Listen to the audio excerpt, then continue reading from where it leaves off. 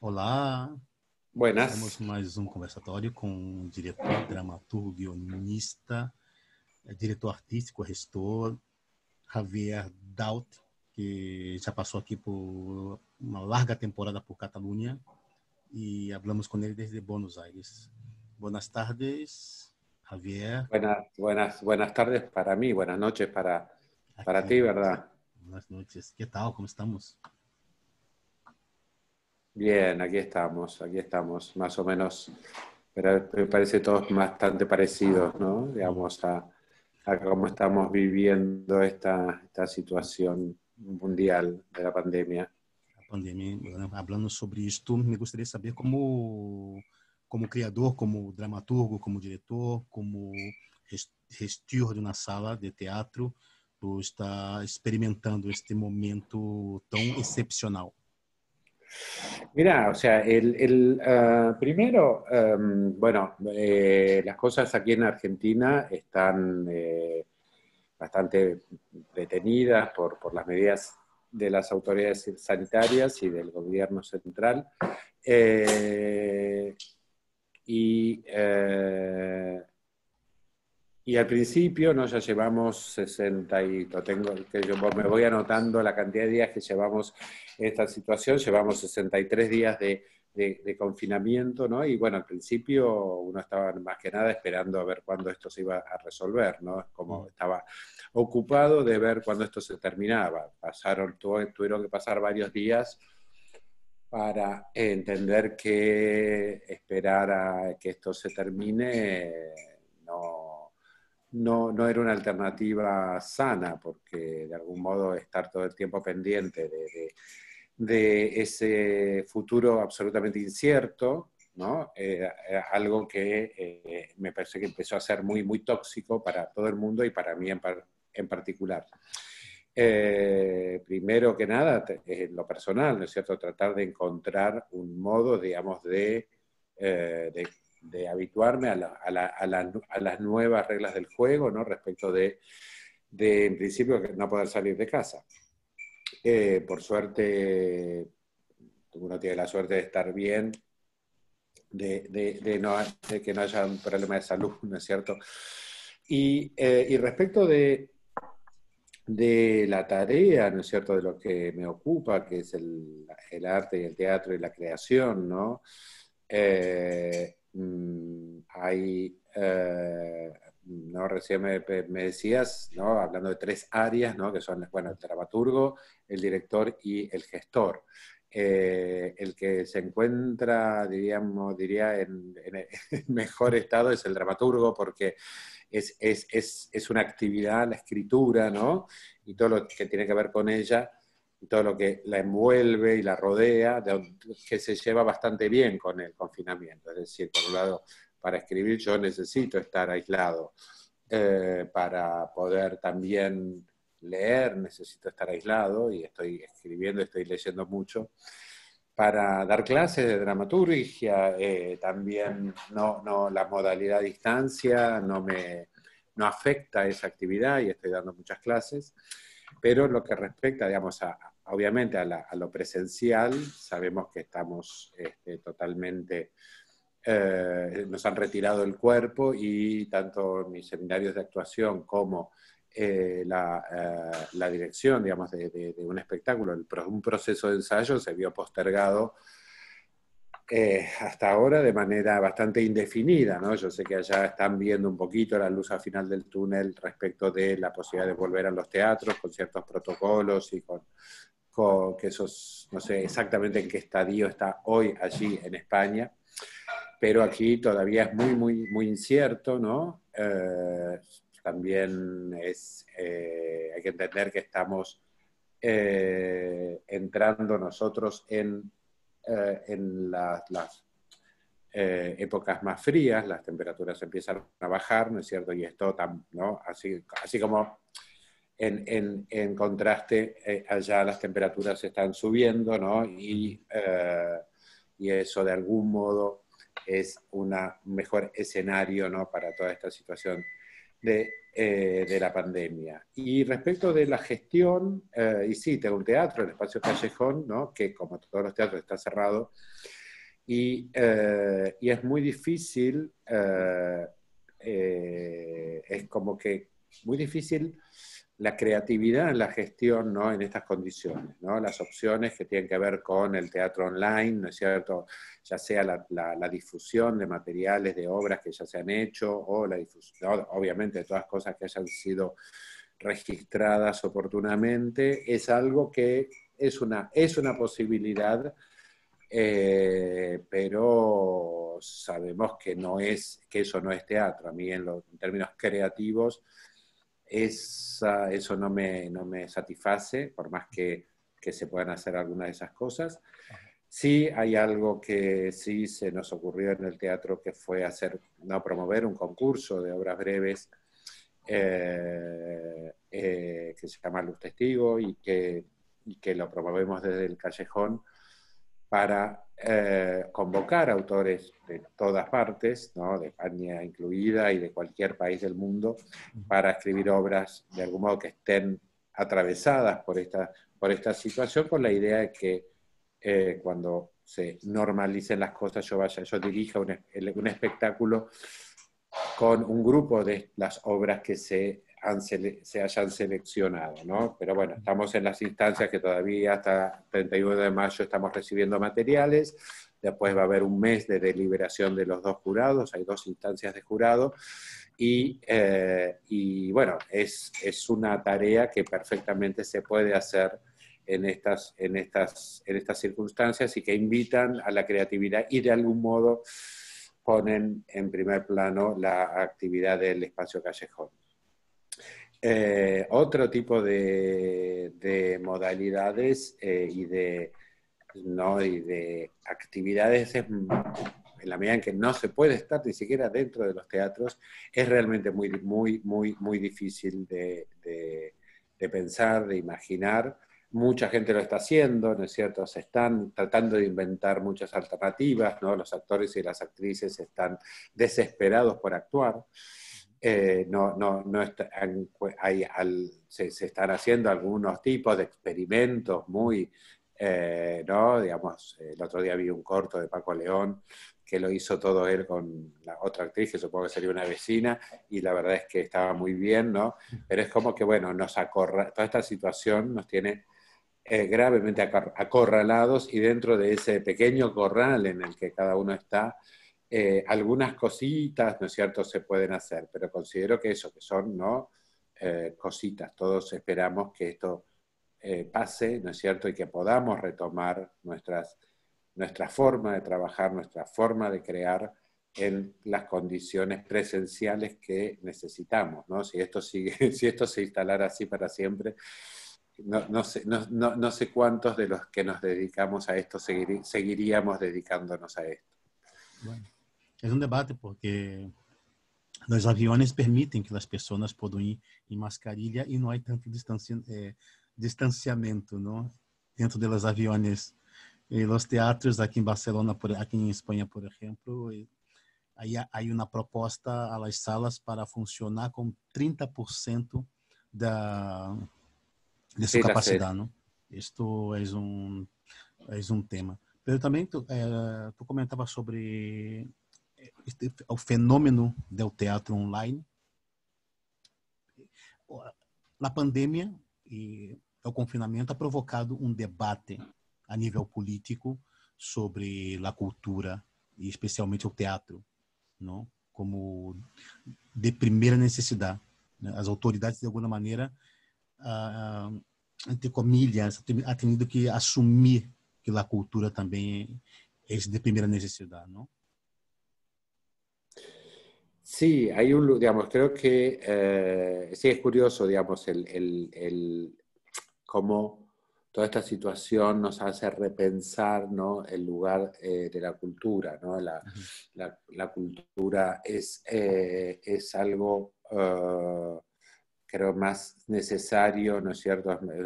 Puede ocupar un lugar de primera necesidad mucho más de lo que se podía pensar, ¿no es cierto? Y no solamente los que hacemos sino que los que consumen el arte, que son muchos más que los que lo hacen, están también siendo, están necesitados de eso, ¿no? Nosotros, porque bueno, estamos acostumbrados a vincularnos y a hablar y a contactarnos con gente, digamos, que también hacen, ¿no? Es decir, con actores, con otros directores, con otros autores, pero también yo tengo amigos y amigas que no se dedican a otras cosas y que su relación con el arte es en tanto que lo consumen, ¿no es cierto? Que van al teatro, que van al cine, que van a escuchar conciertos, que van a ver danza, y que hay una, digamos, mucha necesidad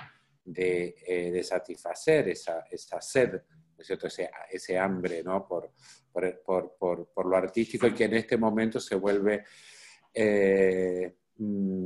pareciera fundamental, ¿no? El arte, la cultura, ¿no? Y el arte, creo que siempre se abrió paso gracias a sus representantes, a los artistas, ¿no es cierto?, para que dentro de lo que es la administración de un Estado, ¿no?, digamos, tenga un lugar, ¿no? Pero en general, digamos, históricamente, ¿no?, los artistas fueron de algún modo, en algún sentido, ninguneados, ¿no? Y tenía que aparecer a un mecenas o alguien sensible, ¿no es cierto?, y con mucho dinero, ¿no es cierto?, para amparar y cobijar, ¿no?, digamos, a los artistas, ¿no? Como que el arte y la cultura muchas veces es como uno ha sentido, ¿no?, que está considerada casi como, bueno, como una especie de adorno, ¿no?, de ornamento, de distracción, ¿no? Y creo que es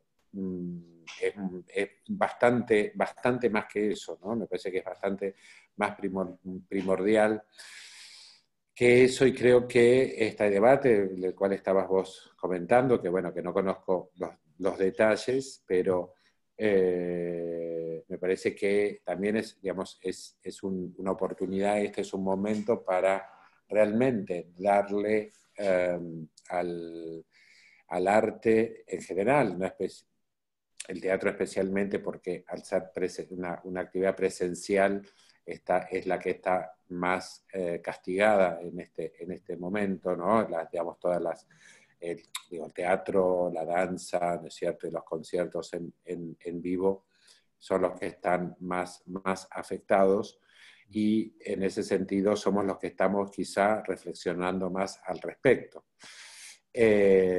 Pero creo que no solamente el arte en tanto sus manifestaciones artísticas, el hecho de la gente de teatro hablando de teatro, no solamente la gente de danza hablando de danza, sino que también, digamos, los artistas somos en la sociedad, en nuestra cultura, somos los paladines de la imaginación, ¿verdad? Es decir, somos los que nuestra profesión tiene que ver con crear, tiene que ver con imaginar, ¿no? Y en ese sentido me parece que estamos buscando alternativas a través de nuestra imaginación y a través de nuestra creatividad, pero que todavía no las están, ¿no? Que ya eso está en proceso, y eso dará algunos resultados. Pero justamente siempre lo sostengo y más que nunca ahora, que siempre, digamos, ese es el rol del artista en la sociedad, es imaginar y crear, no solamente respecto de su disciplina específica, sino que también de imaginar alternativas cuando aparecen dificultades, ¿no es cierto? Así como Shakespeare tenía un teatro como el que tenía, en un contexto social y teatral como en el que él producía, ¿no?, cuando tenía el Globe, y así como tenía que estaba acorralado, ¿no es cierto?, por determinados parámetros de la época. Tenía que gustarle a los analfabetos, tenía que gustarle al clero, tenía que ofender a la realeza, tenía que gustar a los especialistas en poesía, y encima tenía que competir con que a 200 metros había una lucha de un oso contra un pobre hombre, ¿no es cierto? ¿Y cómo hacían? Y la imaginación, es decir, creando, ¿no?, las historias y los argumentos y atrayendo, ¿no?, al público y tratando de sobrevivir, ¿no?, a todas esas circunstancias, ¿no? Así como el teatro también se las ingenia para sobrevivir, se las ha ingeniado, ¿no?, para sobrevivir a los embates que le han propuesto la aparición del cine, la aparición de la radio, la aparición de la televisión, ¿no es cierto? Y el teatro ha sabido sobrevivir, ¿no? Sabemos que es un arte, ¿no?, tremendamente evolucionado, ¿no? Si pensamos desde sus orígenes en Occidente, ya es muchísimo, sus orígenes en Oriente son muchísimo más. Y creo que si hay que hacer teatro con barbijo, encontraremos la manera de que haya un teatro con barbijo. O sea, cuando no podían actuar, cuando una mujer no podía subirse al escenario, los dramaturgos y directores de las diferentes épocas sortearon esa dificultad y disfrazaron a los muchachos de muchachas y contaron historias de amor sin que pudiera subirse una mujer al escenario. O sea que entre no poder tener una mujer en el escenario y tener que usar barbijo, prefiero tener que usar barbijo. Me parece que quizá nosotros queremos que todo esto pase, ¿no es cierto? Pero tampoco los artistas nos vamos a amedrentar, digamos, por estas cuestiones. Y ya inventaremos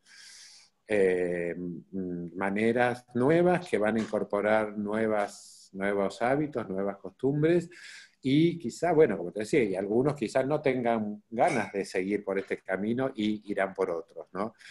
Yo no quiero ser ni optimista ni apocalíptico, pero creo que vamos a volver, esto como decías, bueno, ahora va a haber un protocolo donde se habla del 30% de la ocupación, donde se hablan de montones de medidas. El tema es que cuando esto se produzca, esperemos que sanitariamente las cosas no se agraven, porque si se abren los teatros, y aunque sea un 30% de la ocupación, sube la curva de contagios, eso va a ser un paso para adelante para dar 10 pasos hacia atrás, ¿no es cierto? Entonces en este momento estamos todos muy pendientes de qué pasa con esas medidas, ¿no? Nosotros en Argentina vemos un poco las cosas con un poquito de anticipación porque vamos viendo cómo se van produciendo en España, en Italia, en Alemania, en Francia, en Inglaterra. Nosotros estamos en términos de números, muchísimos menos infectados, muchas menos muertes, muchas menos hospitalizados, pero es porque hemos tenido la oportunidad de hacer un aprendizaje, ¿no? Las autoridades han tenido la oportunidad de aprender algo de las experiencias de otros países, algunas con cosas buenas y algunas con medidas que han sido, ¿no?, que se han tomado, que todos sabemos que no han estado bien, y otras que sí sabemos que han estado bien. Pero el tema es esto, es cómo, digamos, cuánto de esta pandemia llegó para quedarse, ¿no? En el sentido de quizá, porque una cosa es decir, bueno, dentro de 3 meses o 4 meses, si decimos, bueno, en noviembre ya va a estar todo como era antes, eso es una cosa, y otra cosa es, no, todo va a estar muy raro hasta dentro de 2 años, ¿no? Nada de lo que estoy diciendo lo ha firmado nadie, no es oficial, pero todos sabemos que estas cosas se están hablando, ¿no? Y hay muchas especulaciones, y dentro de esas variables también se miden, ¿no es cierto?, los esfuerzos respecto de crear alternativas o esperar a que la cosa se normalice. Cuanto más se demore en volver a la normalidad, más tendremos que optar por las alternativas, ¿no es cierto? Y cuanto más se acerque la vuelta a la normalidad, sabemos que estas alternativas son soluciones de compromiso que, bueno, que serán utilizadas también para paliar algunos aspectos que son importantísimos, que son los económicos, ¿no es cierto? Además de toda esta parálisis genera un sector enorme de la sociedad, digamos, que no está pudiendo producir, que no está trabajando y que no está cobrando, ¿no? Uma coisa que eu estava pensando aqui, tu falava sobre buscar alternativas. O fator de, como dramaturgo, como diretor artístico, haver trabalhado em diferentes salas, um exemplo aqui em Barcelona, em diferentes companhias, momentos como este te dá outra maneira de enfocar, porque são maneiras diferentes de gestionar, são maneiras diferentes talvez, não sei, de trabalhar com a dramaturgia, como funciona? Tu tem momentos como este, onde exige buscar alternativas, com tua experiência de trabalhar em diferentes países e de gestionar salas de diferentes países, de alguma maneira não te dá essa possibilidade de enfocar momento como esse de maneira, não sei, ser mais fácil ou diferente? A ver, Complicado. a ver, yo creo que hay, por un lado,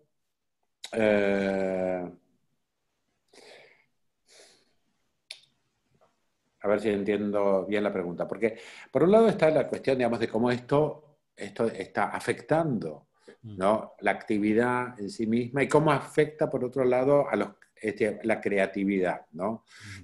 El arte, ¿no? Es decir, en la medida que el teatro es una actividad, digamos, que está tan en contacto con con la comunidad, ¿no es cierto? Porque la comunidad entra a los teatros a ver a los artistas, eso, ¿no?, nos da una especial, una singular característica, ¿no es cierto?, de artistas que circulan, es decir, que tienen esto, que un contacto directo con sus espectadores.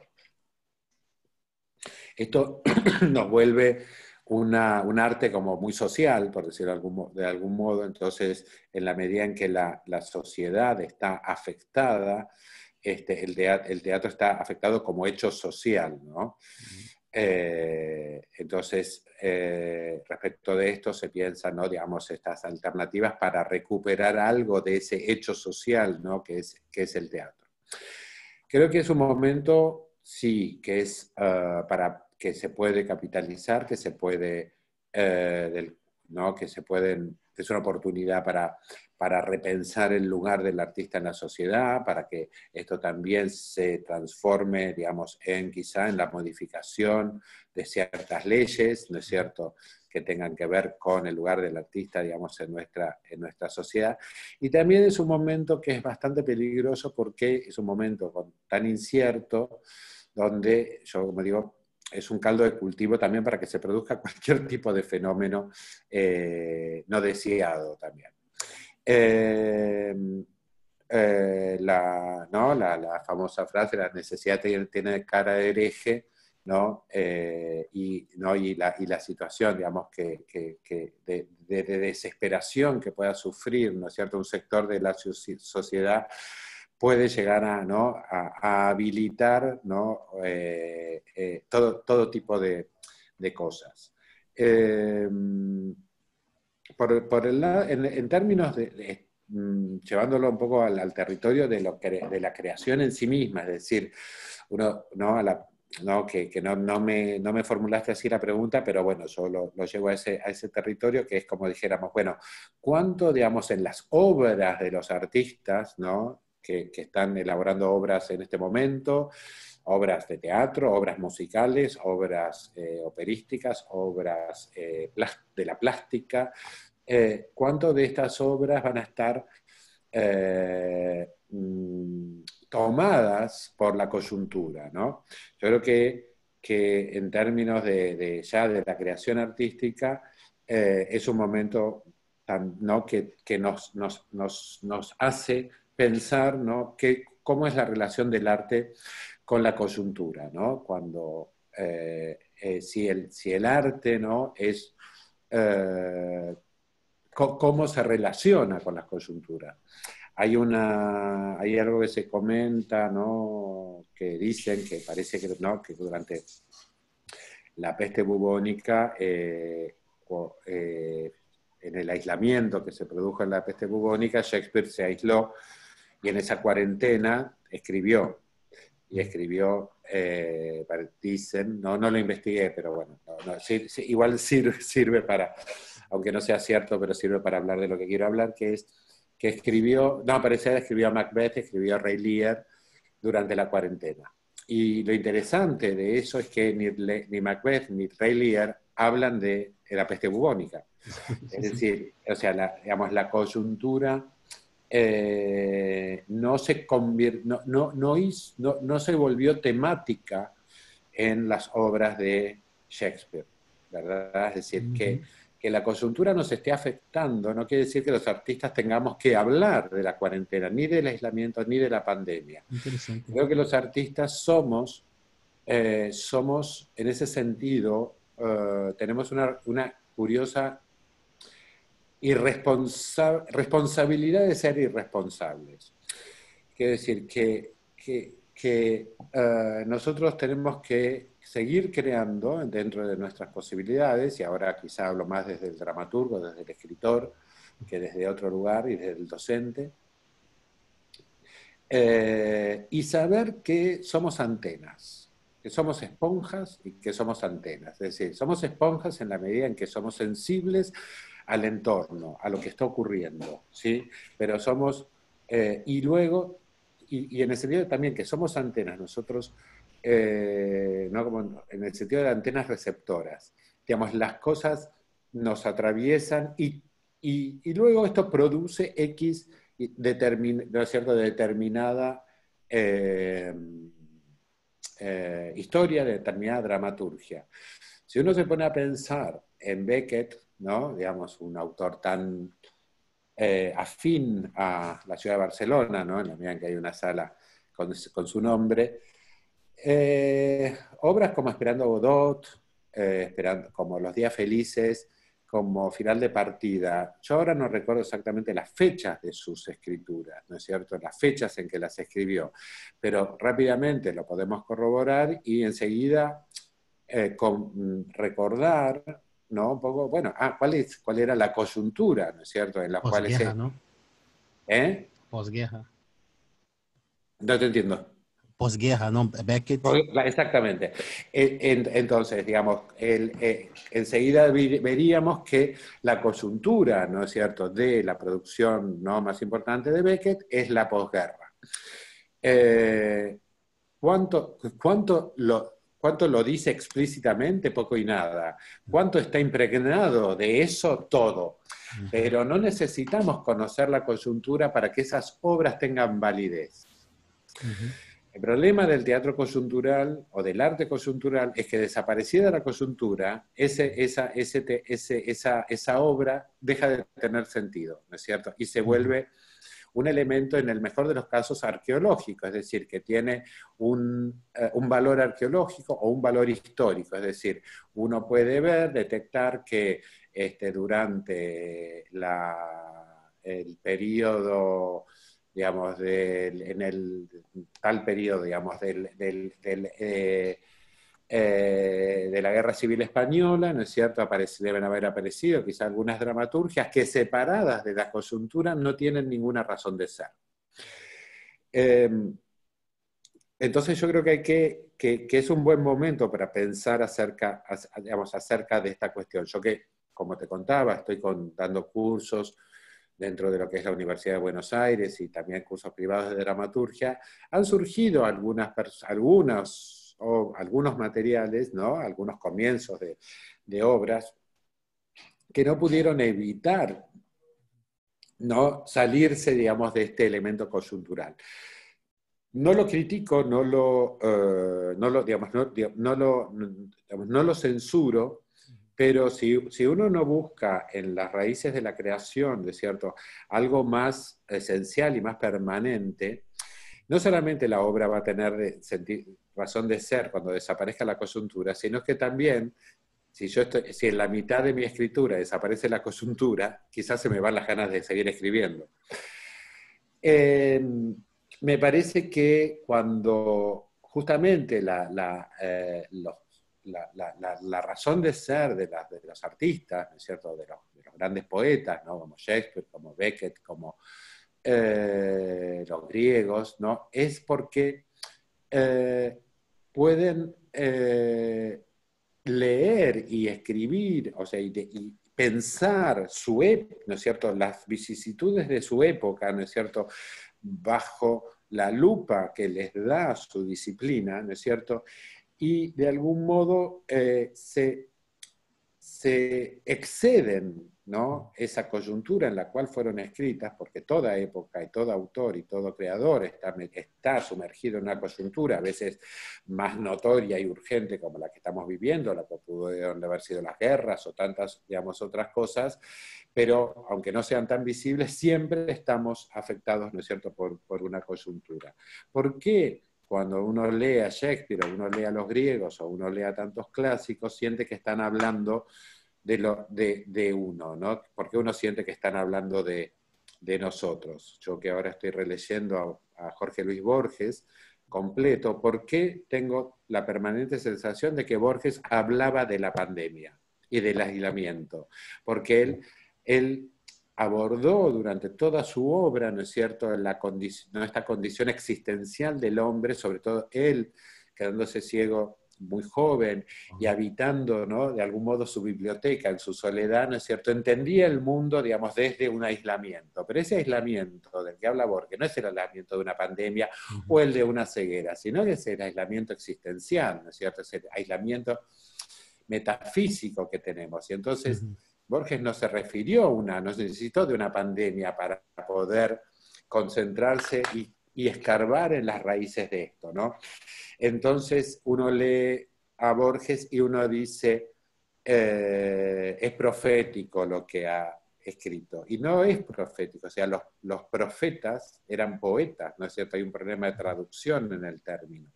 Siempre creemos que los profetas son los que profetizan, los que anticipan, ¿no?, los que pueden ver, ¿no?, como si fueran oráculos, como si fueran, o brujos, no lo son.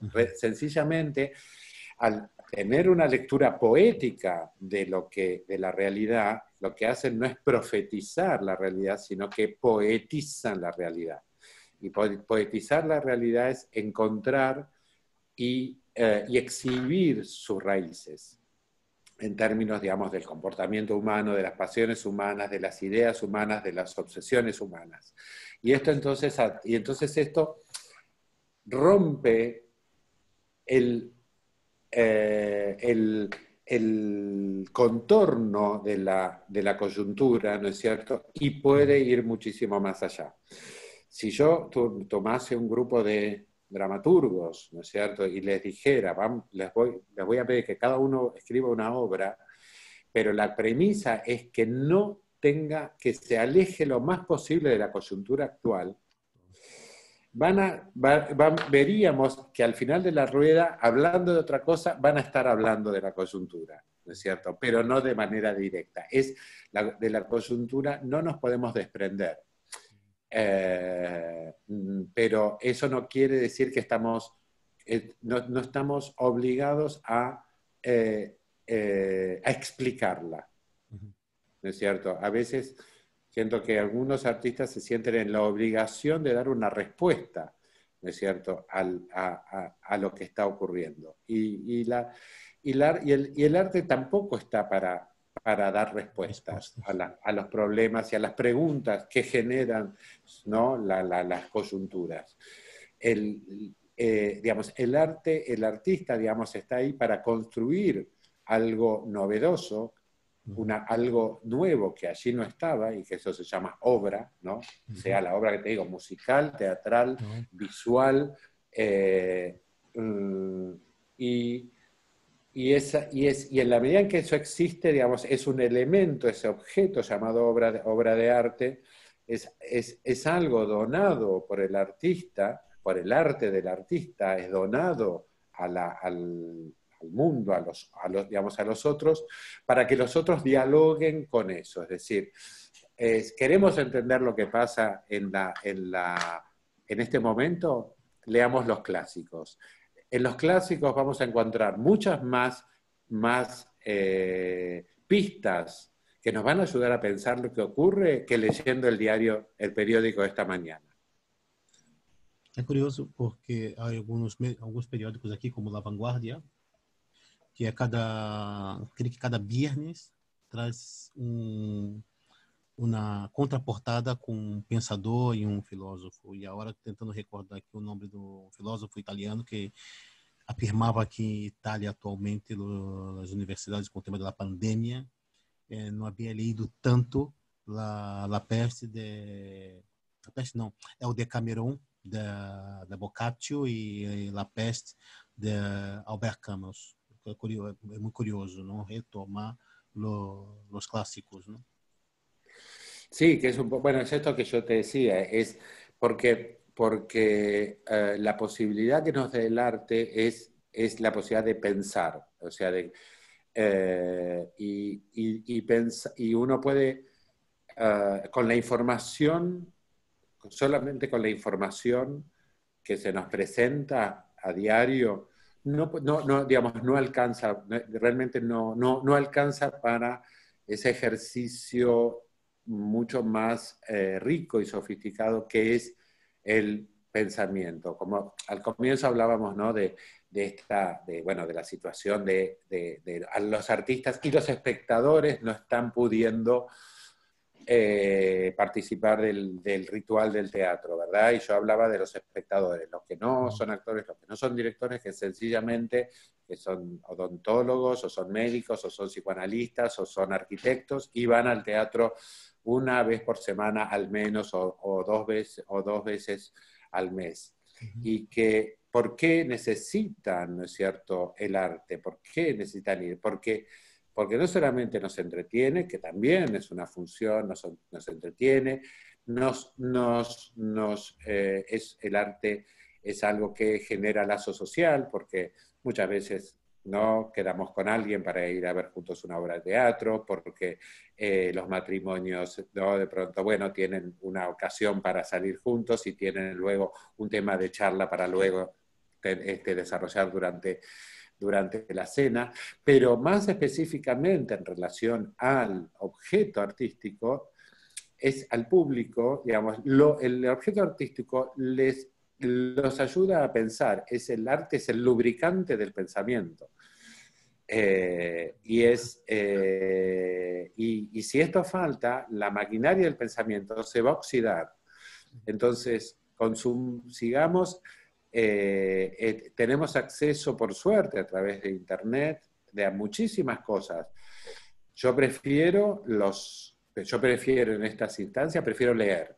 En la vida no puedo ir al cine, no puedo ir al teatro, prefiero leer. Prefiero leer que la literatura o filosofía o lo que sea, pero porque ahí siento que no está distorsionada la fuente. Si yo veo teatro online, la fuente está distorsionada, es decir, no estoy viendo lo que debería estar viendo si estuviese sentado en una platea, ¿verdad?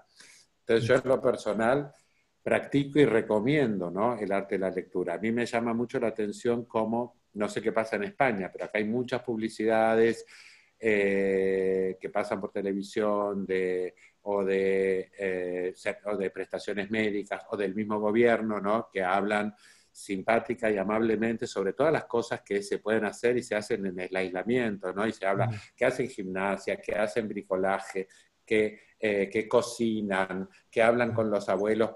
Nunca dicen que lean. En ninguna veo un libro.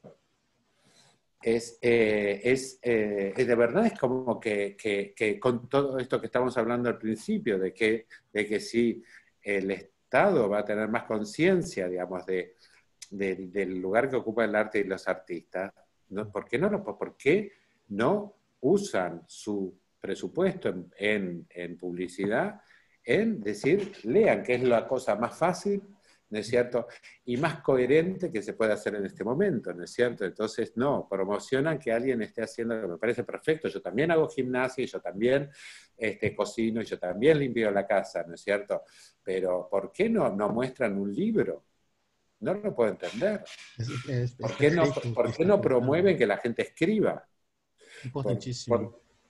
No lo promueven, ¿no? Pareciera que estuvieran, ¿no? Como que si eso ya está preconcebido, que escribir son actividades, no sé si es, o porque no sé si las consideran aburridas, o qué, pero realmente es Talvez como, porque a sociedade está muito, creio que talvez está muito são setores, não? Parece que cada grupos, não? Ao dramaturgo, ao diretor, ao médico, ao economista, ao dentista, pero não, creio que é um pouco é o desenho da própria sociedade, não? Não há essa transversalidade que há médicos que escrevem, aí periodistas que dirigem teatro, que escrevem teatro, no meu caso, não? E conosco médicos que são dramaturgos, conosco, pero eu creio que a própria existe um pensamento que cada um em seu grupo, não? E por outro lado, por outra parte, há uma avalanche de incluso pessoas de teatro com as redes sociais, não, onde o tema da exercício físico, o tema da, que tu dizias, bricolagem, o tema de e as redes sociais também é um lugar donde existe uma necessidade, uma exposição gigante, não? Então, porque as pessoas subem ao carro, já estão predispostas a isto, por uma desconexão com a literatura, com a filosofia, com o pensamento, da maneira que um governo se dispõe a publicitar que quédate em casa, pero haga abdominales e pinta na parede, creio que é muito fácil das pessoas subirem ao carro. Creio que a literatura e o pensamento, de alguma maneira, também provoca que tu te mire em ao espejo, não? E creio que a sociedade de hoje ela tem certo pânico a mirar-se em ao espejo, não? De mirar uno mismo, creio, não sei. sí, yo creo que sí, no sé si está tan pensado, si hay un pensamiento detrás de este no promover, digamos, lo que tenga que ver con la lectura, con la escritura, con la ficción, con el crear una ficción que no sea únicamente ver series por Netflix. No creo que haya ningún pensamiento, es como que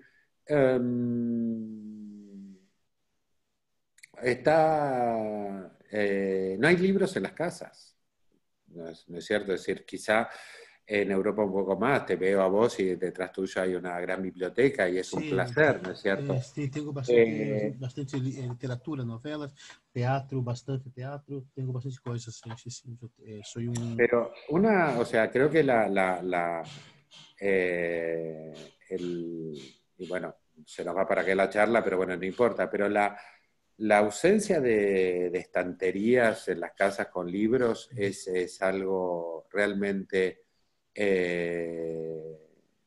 para mi gusto, bastante alarmante. Creo que en ese sentido, siento que, bueno, en Barcelona yo percibo que hay muchos más lectores, ¿no es cierto?, que los que a veces percibo aquí digamos, en Argentina, pero igualmente hay una devaluación, ¿no es cierto?, de ese aspecto, ¿no?, de nuestros hábitos y de nuestras costumbres, que creo que es alarmante, que en este momento se nota. La gente que está habituada a la lectura la está pasando mejor. Eu creio que é um momento, particularmente, como adelantava antes do conversatório, eu he tenido o COVID, e para mim, reler a filosofia, reler Brecht, quando tu comentava sobre Shakespeare, sobre Beckett, sobre os clássicos, me recordou um pouco a Brecht, que foi por outros caminhos, não? Era um pouco cronista de seu tempo, não? Creio que um momento como este para mim foi um pouco, además da literatura e da escritura, terminar um trabalho de um master, para mim também foi um pouco, tem um lado que me gusta, que é o tema da cozinha, me encanta a cozinha e fazer pratos, fazer postres e não sei o quê, pero reler os clássicos e especialmente na filosofia, buscar incluso estava debatendo com um grupo de dramaturgos sobre o tema da pandemia, porque estamos com um projeto escritura de confinamento, e uma das coisas que comentava a eles que eu tentava huir de todo esse tema da estatística dos meios de comunicação, que é número de infectados, tantos, número de mortos, tanto. Não, eu buscava entender desde a filosofia, tentar, não sei, buscar um caminho, uma luz desde a filosofia, não? E creio que, não sei, talvez eu sou um pouco radical nesse sentido, mas eu creio que o teatro se alimenta muito do pensamento, não? Também. El teatro, absolutamente. Además, el teatro combina, bueno, creo que la ficción en general, ¿no es cierto? Pero bueno, el teatro en particular, que es donde en nuestro territorio, ¿no es cierto? Que digamos que combina lo que sería ¿no? Los grandes escenarios, ¿no? Los grandes, ¿no? Lo que sería el gran panorama, ¿no? Con esa pequeña situación, ¿no? que toma esa especial obra de teatro, ¿no es cierto?, y que describe, ¿no? Que va de lo enorme, ¿no es cierto?, a lo pequeñísimo, ¿no? Digamos, y también, ¿no es cierto?, va de, ¿no es cierto?, de las grandes ideas, ¿no?, digamos, filosóficas, teóricas, o de todo tipo, ¿no es cierto?, ¿no es cierto?, al pensamiento de esos pequeños personajes, ¿no?, que de pronto aparecen, ¿no?, en la literatura dramática. Bertolt Brecht es un gran ejemplo. Creo que hoy es muy interesante, ¿no?, releer muchas de sus obras, pero quizá también creo que releer Terror y Miserias del Tercer Reich, ¿no?, puede ser muy interesante, cómo él se vinculó con, ¿no?, es decir, cómo el teatro hace esta unión, ¿no es cierto?, entre ¿no es cierto?, ese gran telón de fondo enorme y tremendo como el Tercer Reich, ¿no es cierto?, y esas pequeñas situaciones cotidianas, sí, sí. ¿no?, como el soplón, como la mujer judía, y tantas de esas obras. Otro do trabajador.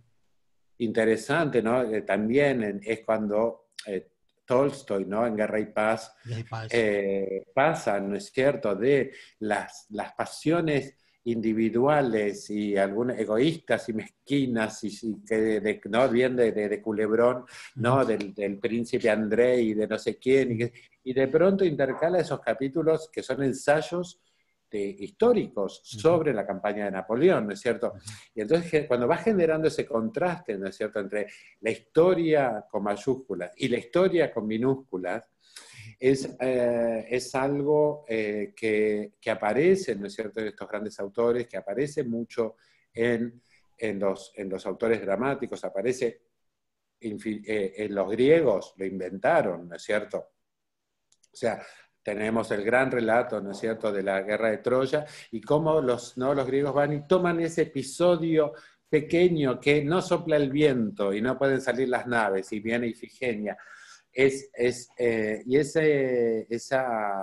Entonces, el teatro, no puedo decir, no es que debe describir, no tiene que, o sea, justamente la gran obra, ¿no?, de los autores es el contraste, ¿no es cierto?, entre el gran panorama y el detalle, que esto está en muchísimas obras de Shakespeare, ¿no?, y sobre todo uno lo nota en las obras históricas, cuando toma los reyes, ¿no es cierto?, cuando toma personajes que existieron, ¿no?, y cómo selecciona, ¿no?, y va a al mundo del detalle.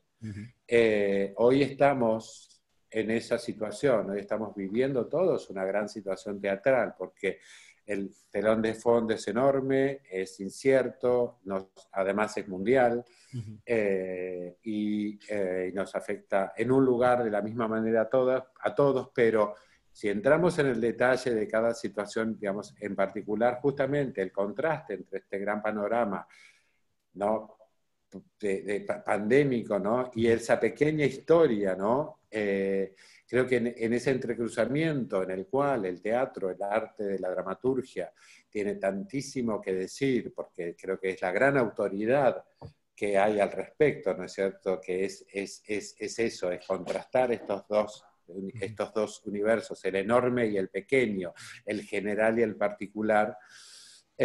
Hoy, decía, hoy estamos todos, ¿no es cierto?, en ese sentido, viviendo nuestras dramatículas, ¿no?, como diría Beckett, ¿no?, con este gran telón de fondo que hace que se signifiquen, ¿no es cierto? Hoy que una pareja se esté separando, se esté divorciando, significa distinto a cuando se estaba separando sin la pandemia.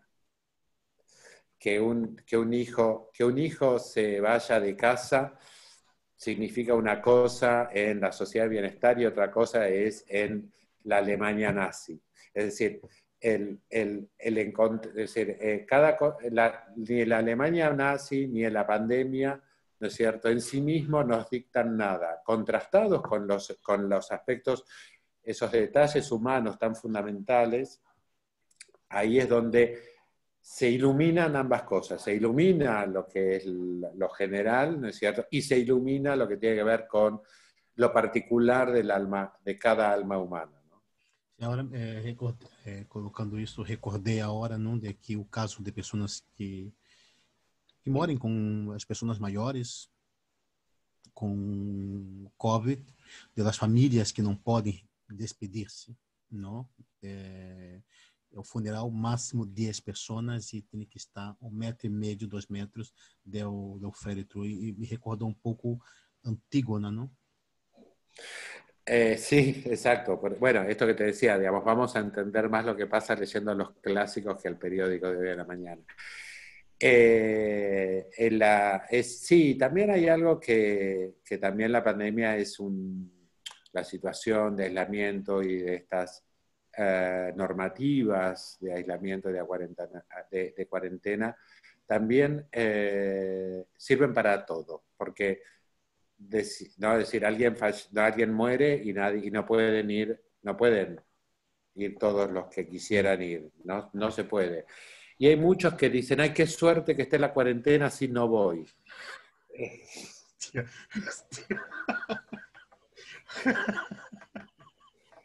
Tengo la excusa perfecta, ¿no es cierto? La cantidad de cumpleaños que nos ahorramos ir, que estamos diciendo, qué suerte que está la cuarentena, no tengo que explicar nada, no tengo que inventar ninguna excusa, porque no tenía ninguna ganas de ir a ese cumpleaños. Entonces la cuarentena en sí mismo no tiene la culpa de nada. Nosotros, depende de cómo la usemos. Pero por eso te digo, digamos, creo que, bueno, igual este razonamiento que dices es muy de dramaturgo, ¿verdad? Es cierto, de ver los aspectos, ¿no? Fantástico, bueno, fantástico. Beneficios de la cuarentena, ¿no es cierto? Es decir, aí tu ha regalado história para os dramaturgos que estão nas redes sociais. Ha regalado. El otro día me hacían una entrevista por radio en un programa de arte, de cultura, ¿no es cierto?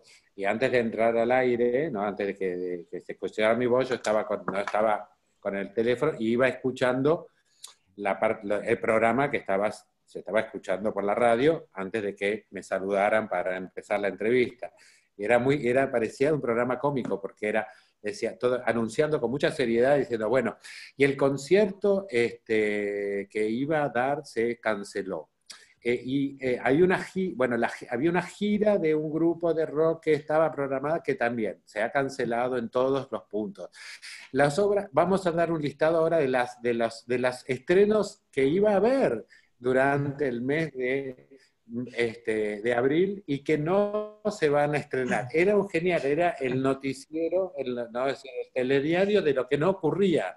Es decir, era como un listado interminable de cosas que no iban a ocurrir, ¿no? Entonces vos dijera, bueno, entonces también vamos a incluir, ya que vamos a hablar de cosas que no van a ocurrir, entonces también digamos que no va a ocurrir la llegada del hombre a Marte durante el mes de mayo, no va a ocurrir que resuciten los muertos, digamos, durante el mes de junio, porque es el mundo de lo que no va a ocurrir, de lo que no se va a producir, de lo que no va a acontecer. Y era muy genial porque esto no tenía fin, es decir, nunca había nada que sí ocurriese. Pero todas las cosas que no ocurrían, ni que no ocurrirían nunca, eran una noticia. Empieza el mundo, ¿no es cierto?, a funcionar según otras leyes, ¿no? Y lo más gracioso que te cuento es que nadie se reía, porque era para alargar la carcajada. Pero ¿por qué no se largaba la carcajada? Porque era cierto, porque es cierto que hay una cantidad de obras, o sea, la cantidad de obras que no se van a hacer este año en el GREC, ¿no? De julio, ¿no? La cantidad de eventos que no se van a hacer, es decir, se anuncian eventos y suspensiones. Yo iba a dar un curso de actuación, no lo doy, voy a dar uno de dramaturgia online, sí, y vamos a viajar con Valeria Radioactiva, no vamos a viajar, viajaremos en algún momento, dentro de los próximos 12 meses, pero es como que la categoría de esto no está ocurriendo se convirtió en una categoría, en una nueva categoría de los eventos de la sociedad, ¿no es cierto? Ahora hay un montón de cosas que no ocurren. Se puede crear un premio, ¿no? ¿Cómo? Un premio, la categoría de cosas que no ocurren. Cosas que no ocurren, ¿no es cierto? Premio. O sea, exacto. Y yo creo que si es vuelvo a decir, si es por cosas que no ocurran, podrían no ocurrir cosas maravillosas, ¿no? Más aún de las cosas que ya no están ocurriendo. Está, não sei, o prêmio Goya ou Oscar, e diz, mira, a atriz fulana de tal apresentará a categoria de las películas que não... Claro, sí, la mejor película nunca, no estrenada, ¿no? El premio a la actriz que no pudo, a la actuación que no pudo hacer, es una nueva categoría. A atriz que não pudo desempenhar um bom papel. Así estamos. Es muy, es loco. Es muy, ha superado, ¿no? La ficción. O la ficción tiene que volver a superar estas realidades, ¿no? Así es. Uma loucura. A última vez que nos vimos aqui em Barcelona, eu estava com um espetáculo na Perla 29. Boberá tem planos tem curso aqui em Barcelona, tem classes, tem espetáculo para estrenar aqui. Sí, a ver, sí, estaba, sí, con el proyecto de volver en julio, de hacer un espectáculo en el GREC. Escribí una obra pero eso es para el 2021, que eso estaría en marcha todavía. Vamos a ver cómo se acomodan los calendarios. Y sí, con ganas de hacer nuevas cosas y de viajar más para allá, así que todo ahora está postergado y a la medida en que las cosas se vayan ¿no? retomando poco a poco, ya iré reorganizando mi calendario, ¿no? Respecto de mi trabajo allá en Barcelona. Eu tenho quando foi mês, não sei se foi um mês de outubro, há 2 ou 3 anos, he quedado contigo em Bairro de Gracia e tenho a sensação do teu trabalho que eres um operário do teatro. Não tem essa coisa de... Parece que há autores dramaturgos que chegam um momento do teatro, não sei se relaxam ou se acomodam um pouco. E tem uma sensação que tu está sempre em movimento, tipo um operário do teatro. Que não... Será porque tengo una vinculación muy especial con los actores y las actrices, ¿no es cierto? Siento como, digamos, digamos, como el teatro, digamos, como un hecho que me vincula con el mundo y me vincula con mis afectos. Y entonces hay un lugar en donde sí, por supuesto, escribir es una tarea preeminentemente intelectual, donde hay una cantidad de ideas y de obsesiones y de conceptos, ¿no? que tienen que ver con ese artista más de gabinete, si le queremos decir. Y después hay otro aspecto que tiene que ver con el contacto con los otros, ¿no es cierto? En eso de decir, bueno, trabajemos juntos, ¿no? Con un grupo de personas, de actores y actrices que me gustan, que quiero y que me inspiran, ¿no es cierto?, para trabajar, ¿no? Entonces ahí también, en mí particularmente, siento una mezcla, ¿no?, entre el artista más intelectual, por llamarlo de un modo, ¿no es cierto?, y el artista más práctico, ¿no?, más de trabajar a pie de escenario, de escribir a pie de escenario, de entusiasmar y dejarme entusiasmar por determinado grupo de personas, de provocar la aparición de un posible proyecto por las ganas de hacer algo en determinado espacio, ¿no? O sea, como que te dijera, sí, me tengo tantas ganas de hacer algo en la nueva Beckett, que bueno, voy a inventar una obra para poder hacerla ahí, ¿no es cierto? Es como que no siempre el artista, el aspecto más intelectual, ¿no es cierto?, de mi tarea es el que tira del carro, ¿no? Muchas veces ese teatrista, ¿no?, más trotamundos o como le queramos llamar, a veces es el que más tira del carro. Y sobre todo creo que esto lo produjo el hecho de que yo trabajara tanto allá, que que estuviera tanto tiempo viajando, ¿no? Entonces, si no había un sostén afectivo y emocional que me entusiasmara y me llenara a la hora de tener que estar durante tantas semanas fuera de mi casa en Buenos Aires, no me alcanzaba. Entonces yo siento que mi actividad como artista combina, ¿no es cierto?, estos dos aspectos, ¿no? El aspecto más para adentro y más introspectivo y de la creación, y el aspecto más práctico de hagamos algo, ¿no? Es decir, como no diría que hago teatro callejero porque no lo sabría hacer, pero me muevo, digamos, sí, en un territorio digamos, de provocar el hecho teatral, ¿no?, a partir de mi relación con otras personas. E talvez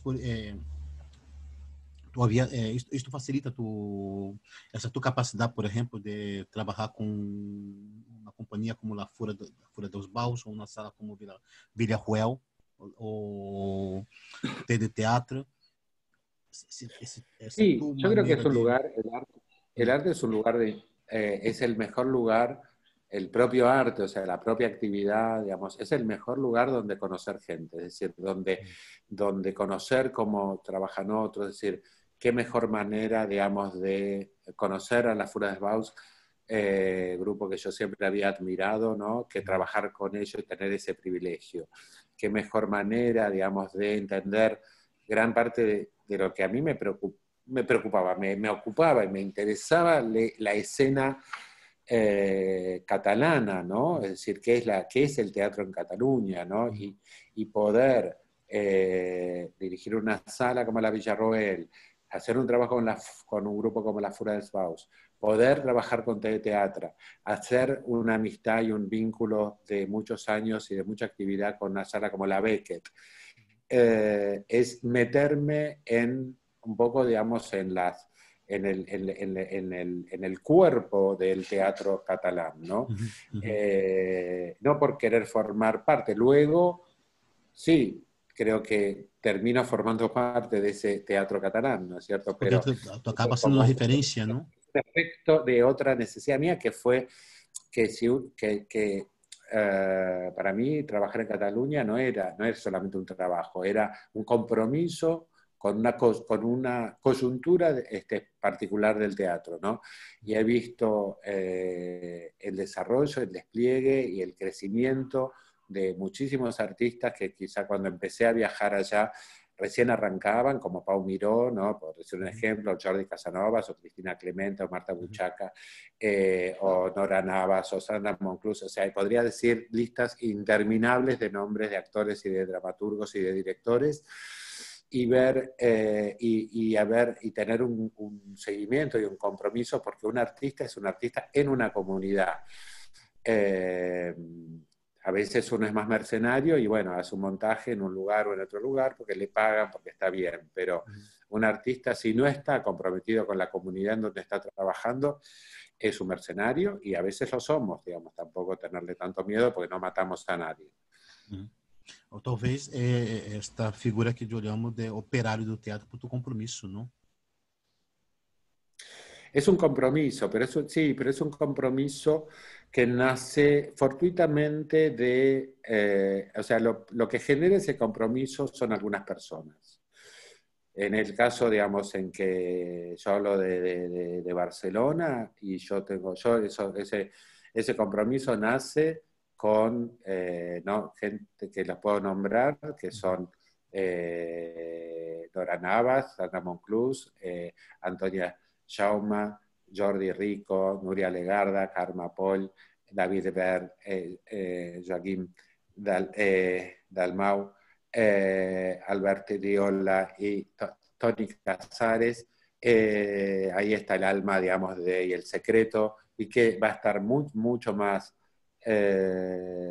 relacionado con un universo afectivo, ¿no es cierto?, que con ninguna otra cosa. Por supuesto que enlazado también con ciertas coincidencias estéticas y artísticas que se sumaron, pero si no hubiera aparecido ese universo afectivo, no estaríamos teniendo esta conversación. Los catalanes no son de entrada fácil, vos también sos un extranjero allí y sabés lo que cuesta el alma catalana, pero una vez que te abrieron su corazón, es para siempre. Es decir, Sí, sí. no realmente pocas veces me encontré con tanta solidez afectiva como la tengo con mis amigos de Cataluña. Sim, é um lugar. Sempre digo que aprendi do catalã escutando loiaios, as pessoas maiores. Para mim foi entrou o catalã por la parte afetiva, e para mim foi estava em um pueblo próximo a Vila Franca do Penedès, que tu deve conhecer por la famosa festa Major, Vila Franca, e indo à casa de uns amigos num pueblo que se chama São Cugat de Segarrigas, eu escutava nas iaias conversando, charlando e pensei tão que idioma mais cálido, mais entranhável, não? E o catalão me entrou muito pela parte emocional. Has leído tu horóscopo hoje ou não? ¿Mi horóscopo? ¿Sí has leído o no? ¿Sigue lendo tu No, horóscopo? no leo el horóscopo. ¿Por Não, não qué? leio. ¿Tú sí? Não, já leio. Até porque he visto na entrevista tuya que leía o horóscopo. Ah, sí, sí, sí, sí. Por isso que he perguntado se tu havia leído. ¿No? Esa época, sí, el horóscopo era como una especie de juego que teníamos, leer el horóscopo. Sí, aí, ontem aí com a Maruja Bustamante, para mim isso me surpreendeu, porque eu perguntei se ela estava lendo algum livro, e ela contestou, sim, estou estudando astrologia. Bueno, Muy Javier, bien. muitíssimas gracias por tu participação. Eu ia perguntar se estava lendo algum livro, pero tu já comentou de alguns livros sobre filosofia. Estoy leyendo. Sim. Me gostaria muitíssimo agradecer tua participação em nosso conversatório, o que foi também uma iniciativa deste confinamento, poder charlar com alguns figuras que eu creio que são referentes para o teatro, não somente de aqui, mas também de Latinoamérica, e como já manifestei algumas vezes, admiro muitíssimo tu trabalho, te tenho como um referente e creio que somos privilegiados, não, de poder ter esse contato contigo tão próximo. Bueno, gracias a vos, Claver, la verdad un gustazo, siempre está bueno poder pensar un rato y bueno, nada, espero que estés bien Sim, sim. y gracias por este espacio y darme la posibilidad de pensar en vivo y en directo. Bueno, esta da excusa da quarentena para não ir ao velório é fantástico, fantástico, fantástico. Mas, muitíssimas gracias No, e seguimos em de nada. contato. Um Gracias, gracias abraço. a ti. Un abrazo. Outro.